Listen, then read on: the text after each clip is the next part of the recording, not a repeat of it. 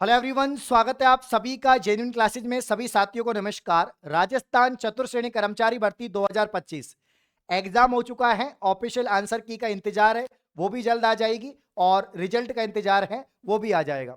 लेकिन दोस्तों, एक जो डर आपको सता रहा है, जैसा भी माहौल बना हुआ है पूरे राजस्थान में, पशु परिचर भर्ती के बाद में, पशु परिचर भर्ती में सभी कैंडिडेट को ज्वाइनिंग देने के बाद में एक यहाँ पर डर सा आपको सता रहा है कि क्या सच में झाड़ू लगाना पड़ेगा फोर्थ ग्रेड को। क्या है हकीकत, इस पे हम चर्चा करेंगे। सबसे पहले तो मैं आपको बता दूं, जब आपसे फॉर्म भरवाया गया था फोर्थ ग्रेड का 53,749 पद पे, तो तीन बड़े बड़े यहां पर डिपार्टमेंट्स में आपकी वरीयता, आपकी प्रेफरेंस भरवाई गई थी। ये तीन प्रेफरेंस आपके पास में थी। शासन सचिवालय, जिसमें 594 पद हैं। शासन सचिवालय सेक्रेटरीट आपके जयपुर के अंदर है, ठीक है ना। आरपीएससी जो आपके अजमेर में है, 34 पद यहां पर हैं। और बाकी के जो डिपार्टमेंट्स हैं, राज्य सरकार के विभिन्न विभाग, कर विभाग या राजस्व विभाग, चिकित्सा विभाग, बिजली विभाग, शिक्षा विभाग, सभी विभाग, ठीक है ना। अधीनस्थ कार्यालय के लिए, सब ऑडिटेड डिपार्टमेंट्स के लिए 53,121, टोटल 53,749 पद पर यह भर्ती थी। तो साथियों, मैक्सिमम बच्चों ने, मुझे मालूम है मैक्सिमम बच्चों ने या मैक्सिमम साथियों ने यहां पर जो प्रेफरेंस भरा है वो यही भरा है कि पहले नंबर पे शासन सचिवालय, सेकंड नंबर पे आरपीएससी, और थर्ड नंबर पे यहां पर जो है अधीनस्थ विभाग। कौन नहीं चाहता कि मेरी ज्वाइनिंग जो है वो शासन सचिवालय में हो, सेक्रेटरीट में हो? सब चाहते हैं। तो पहला प्रेफरेंस सबने यही भरा है। 95% बच्चों ने यही भरा है। बाकी किसी की पर्सनल चॉइस है कि मेरे को तो स्कूल में ही नौकरी लगनी है ना, मेरे को तो कॉलेज में ही नौकरी लगनी है, मेरे को तो मेडिकल डिपार्टमेंट में ही लगना है, तो वो बात अलग है। बाकी 95% बच्चों ने ये प्रेफरेंस भरा है। अब जब प्रेफरेंस भर लिया साथियों, अब देखो मैं आपको बता दूं कि झाड़ू लगाना पड़ेगा नहीं पड़ेगा, ये डिपेंड करता है डिपार्टमेंट के ऊपर कि आपको नौकरी कौन से डिपार्टमेंट में मिल रही है। और जब नौकरी की बात कर रहे हैं तो वो भैया आपके रैंक के हिसाब से आपको मिलेगी। आपने जो मार्क्स लाए हैं, आप जो मार्क्स लेकर आए हैं, आपकी जो रैंक आएगी, आपका जो रिजल्ट आएगा, आपका जो परिणाम आएगा, उसके अनुसार आपको ज्वाइनिंग मिलेगी। अगर आप टॉप रैंक में आएंगे, आपके अच्छे मार्क्स आएंगे, तो ऑब्वियसली बात है कि आपको यहां पर सेक्रेटरीट मिल जाएगा, आपको आरपीएससी मिल जाएगा। कम नंबर आएंगे तो फिर आपको जो बाकी के अधीनस्थ विभाग है वो आपको मिलेंगे। तो आपके मेरिट के अकॉर्डिंग आपको डिपार्टमेंट अलॉट होगा। पहली बात मैं आपको क्या बता रहा हूं, आपने जो प्रेफरेंस भरा है वो तो ठीक है, लेकिन मेरिट के अनुसार आपको डिपार्टमेंट्स क्या होंगे, अलॉट होंगे, ये बात याद रखना। उसके बाद में यहां पर मैं बता दूं कि जितने भी डिपार्टमेंट्स हैं, 90% से लेकर 95% डिपार्टमेंट में, 90 से 95% डिपार्टमेंट में आपको झाड़ू लगाने की आवश्यकता नहीं है। हाँ, कुछ जगह ऐसी हैं जहां पर आपको झाड़ू लगाने की आवश्यकता पड़ सकती है, तो उसकी हम बात करेंगे कि मैं ऐसा क्यों बोल रहा हूं। ठीक है, तो जैसे कि अब सेक्रेटरीट में आपकी ज्वाइनिंग होगी तो वहां पर तो आपको नहीं करना पड़ेगा। वहां पर मतलब कि आपका काम क्या है, आप एक सहायक कर्मचारी हैं। फोर्थ ग्रेड को क्या बोलते हैं साथियों? फोर्थ ग्रेड का मतलब सहायक कर्मचारी है। आपका काम है सहायक का काम करना, है ना। सहायक कर्मचारी के रूप में आप जाने जाएंगे, ठीक है ना। सहायक कर्मचारी यहाँ पे हैं, तो यहां पर एक सहायक के रूप में, असिस्टेंट के रूप में आपको काम करना। आपका काम जो सेंट्रल में एसएससी एमटीएस की भर्ती होती है, सेंट्रल के अंदर हर साल एसएससी एमटीएस की भर्ती होती है, से मल्टीटास्किंग स्टाफ। अब ये जो मल्टीटास्किंग स्टाफ है, ये भी तो 10वीं स्तर की भर्ती है, बस ये सेंटर की भर्ती है ना। तो ये जो अपने राजस्थान में फोर्थ ग्रेड भर्ती है वो यही तो है, एमटीएस, नाम अलग है। अपने राजस्थान में फोर्थ ग्रेड की भर्ती को चतुर्थ श्रेणी कर्मचारी कहते हैं और सेंटर में इसको एमटीएस कहते हैं। तो क्या एमटीएस बोलने से क्या ये कलेक्टर की नौकरी हो गई?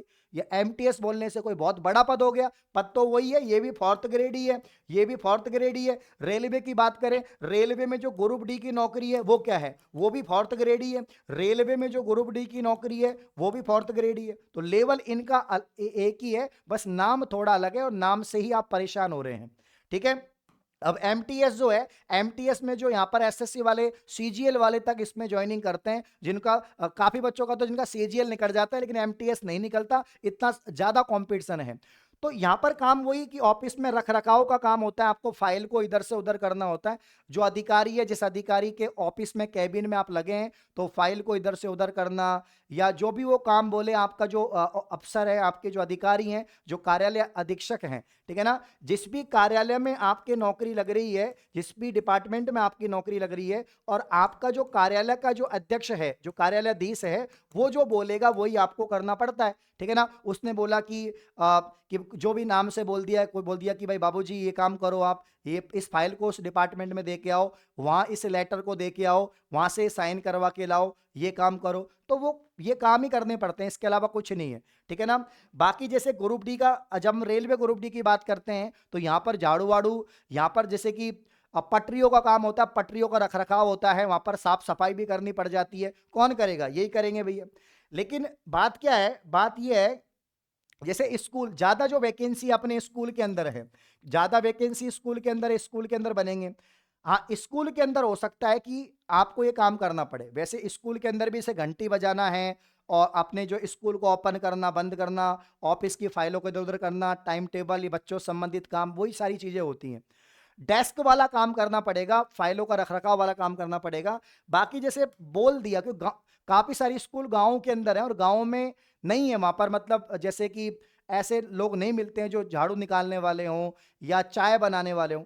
अब सिटी के अंदर तो क्या होता है, आप किसी को भी, जैसे चाय की कोई दुकान है तो उसको बोल दिया भाई कि मैं तुझे महीने के 500 रुपए दूंगा, ये चाय मुझे दे जाया कर, ठीक है ना, कि भाई सुबह चाय दे के जानी है, दिन में चाय दे के जानी, चाय वाला आपके आके चाय दे जाएगा। हम अपन भी स्कूल में पढ़े, कॉलेज में पढ़े, अपन को पता है चाय वाला आता है, थड़ी वाला आता है, वो चाय दे के चल जाता है, कब भी वापस लेके चल जाता है। तो इसमें तुम्हारा कोई काम नहीं है, हाँ तुम फोन करके बोल दो भाई चाय दे जाओ, ठीक है ना। इसके अलावा जैसे कि झाड़ू लगाने की बात हो, तो जब घर में भी तो झाड़ू लगाने वाले अपने आ जाते हैं, ठीक है ना, वैसे ही जो वर्कर होते हैं, तो यहाँ पर जहां पर नौकरी कर रहे हैं वहां पर भी आप बुला सकते हैं, आप उसको 100 500 1000 2000 रुपए देके आप उससे करवा सकते हैं।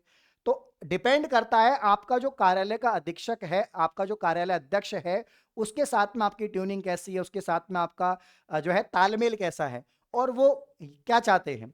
तो ऐसा नहीं है, सहायक कर्मचारी का काम फाइलों से संबंधित ही काम है, झाड़ू लगाने का सहायक कर्मचारी का काम नहीं है। तो आप डिमोटिवेट ना हो, और बाई चांस बोल भी दे तो भैया आपको करना पड़ेगा, कहीं ना कहीं कॉम्प्रोमाइज करना पड़ता है। आपको एक एग्जांपल देता हूं।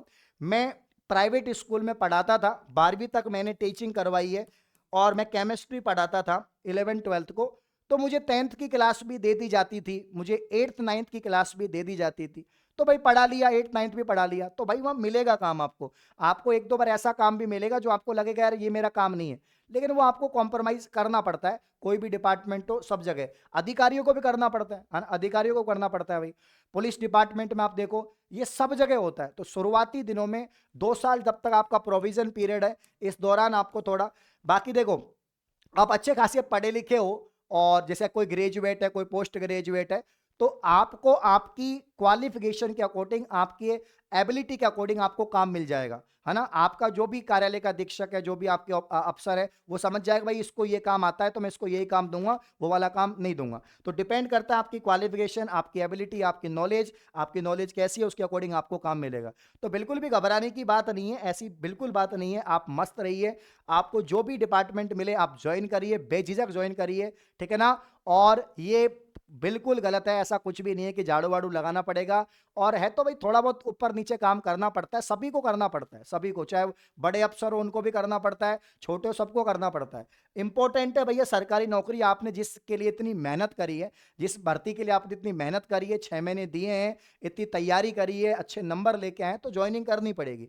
बाकी इसमें प्रमोशन वगैरह है भाई, इसलिए परमानेंट जॉब है ये परमानेंट जॉब है। इसके अंदर 2 साल प्रोविजन खत्म होते हैं, आपको स्थायी सैलरी मिलती है, सैलरी भी ठीक ठाक है। 8वां कमीशन, पे कमीशन लग गया तो आपको सैलरी यहाँ पर बहुत ज्यादा मिलेगी, 40,000 के आसपास सैलरी मिलेगी।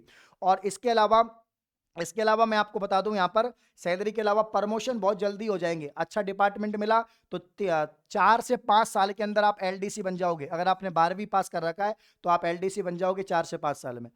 तो इसीलिए तो यहाँ पर मैथ भी आई थी इसमें, बाकी हिंदी इंग्लिश भी आई थी, क्योंकि प्रमोशन आपके होंगे।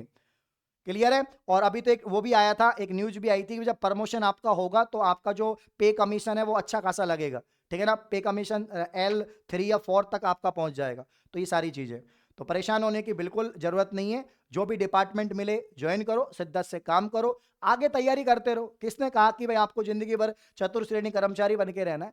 आपको आगे की तैयारी करनी है। ऐसे सोचो कि ये मेरा पहला कदम है, मुझे आगे बढ़ना है। आगे आप सीटी वगैरह की तैयारी करो, उसके अंतर्गत जो भर्तियां हैं उसकी तैयारी करो, ठीक है ना। बाकी ऐसा कोई नहीं है। ये सोशल मीडिया पर और ये फालतू के चीजों को देखना बंद करो। पहले भी काम होते थे, पहले भी चतुर श्रेणी कर्मचारी थे, आज भी चतुर श्रेणी कर्मचारी हैं, ठीक है ना। और जब आपको बड़े पद पर नौकरी लगनी है तो फिर इसकी तैयारी क्यों करी, फॉर्म क्यों लगाया, ठीक है भाई। तो मोटिवेट रहें, कोई दिक्कत नहीं है। ऑल दी बेस्ट, धन्यवाद।